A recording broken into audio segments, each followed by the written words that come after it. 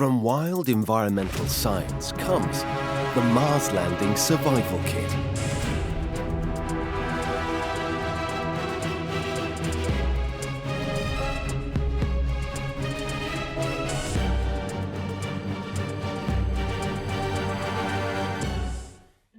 Let science and imagination fly you to Mars and build a living Mars colony with its own laboratory.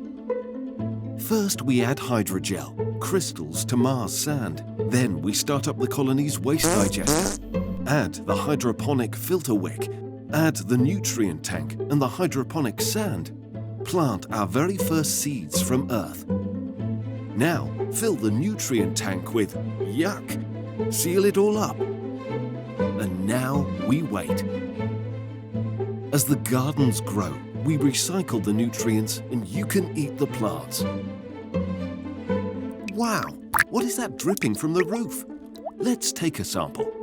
Do the tests and yes, pure water from wastewater. And then test the atmosphere. Wow, your biodome has purified the atmosphere. Try cloning plants, testing for UV radiation and so much more.